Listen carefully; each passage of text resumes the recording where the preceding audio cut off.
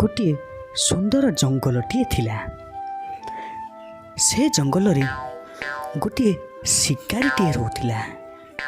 ଶିକାରୀଟି ପ୍ରତିଦିନ ଜଙ୍ଗଲକୁ ଯାଏ ଏବଂ ଜଙ୍ଗଲରୁ କିଛି ନା କିଛି ପଶୁ କିମ୍ବା ପକ୍ଷୀ ସେମାନଙ୍କୁ ଶିକାର କରେ ଏବଂ ଶିକାର କରି ସେମାନଙ୍କୁ ଆଣି କାଠରେ ନିଆଁ ଲଗାଇ ପୋଡ଼ି ସେମାନଙ୍କୁ ଖାଇଥାଏ।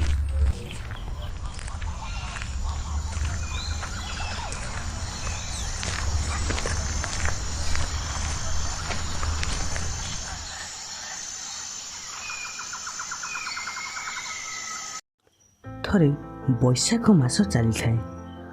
ପ୍ରବଳ ଖରା ହେଉଥାଏ।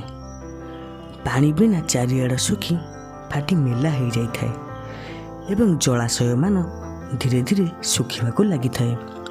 ସେହି ସମୟରେ ଦିନେ ଶିକାରୀଟି ଶିକାର କରିବାକୁ ବାହାରିଲା।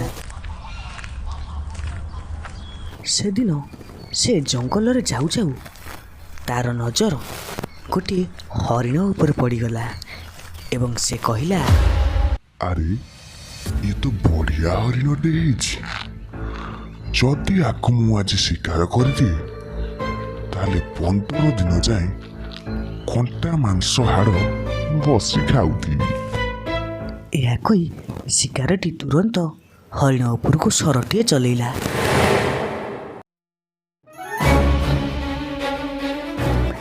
ହେଲେ ଶିକାରୀର ସର ହରିଣର ଦେହରେ ବାଜିଲା ନାହିଁ। ତାପରେ ଶିକାରୀ ହରିଣର ପିଛା କରିବାକୁ ଲାଗିଲା। ଶିକାରୀଟି ହରିଣର ପିଛା କରି କରି ଥକିଗଲା, ହେଲେ ହରିଣର ଶିକାର କରିପାରିଲା ନାହିଁ।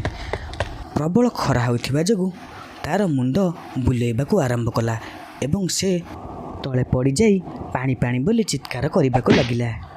ମୋତେ ବଞ୍ଚାଅ, ପାଣି ଟିକେ ଦିଅ, ପାଣି ପାଣି, କିଏ ଅଛ? ଜଙ୍ଗଲରେ କିଏ ଅଛ? ମୋତେ ଟିକେ ବଞ୍ଚାଅ। ସେହି ଜଙ୍ଗଲରେ ଗୋଟିଏ ହାତୀଟିଏ ରହୁଥିଲା।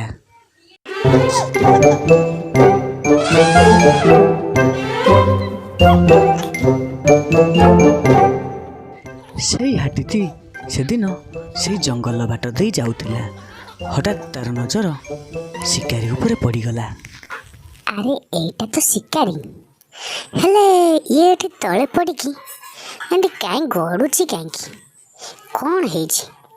ମୋତେ ଧରିବ ବୋଲି ମିଛରେ ଉପାୟ ପାଞ୍ଚୁ ନାହିଁ ତ? ବଞ୍ଚାଅ ବଞ୍ଚାଅ, ମୋତେ ବଞ୍ଚାଅ। ଜଙ୍ଗଲରେ କିଏ ଅଛ? ପାଣି ଟିକେ ଦିଅ, ବଞ୍ଚାଅ।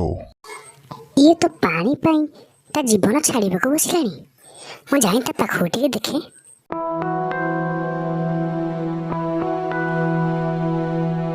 ପାଣି ପାଣି, ପାଣି ଟିକେ ଦିଅ, ମରିଯିବି ମୁଁ। ପାଣି ଟିକେ ଦିଅ, ବଞ୍ଚାଅ ମୋତେ, ବଞ୍ଚାଅ ବଞ୍ଚାଅ। ଆରେ ଆ ପାଇଁ ଯଦି ମୁଁ ଏ ପାଣି ନ ଆଣେ ଏ ତ ମରିଯିବ। ଆ ପାଇଁ ନିଶ୍ଚିତ ପାଣି ଆଣିବାକୁ ପଡ଼ିବ। ମୋତେ ଝରଣାକୁ ଯାଇ ପାଣି ଆଣିବାକୁ ପଡ଼ିବ। ଯାଉଛି।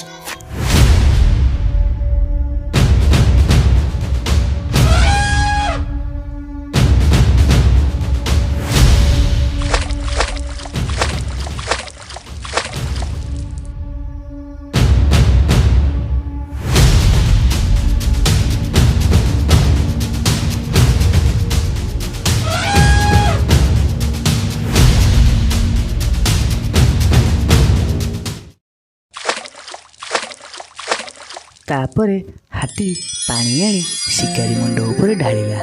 ତାପରେ ଶିକାରୀ ଧୀରେ ଧୀରେ ଭଲ ହୋଇଗଲା। ତାପରେ ଶିକାରୀ କହିଲା, ଆଜିଠାରୁ ମୋ ଜୀବନରେ କେବେ ହେଲେ ମୁଁ ପଶୁ ଶିକାର କରିବି ନାହିଁ।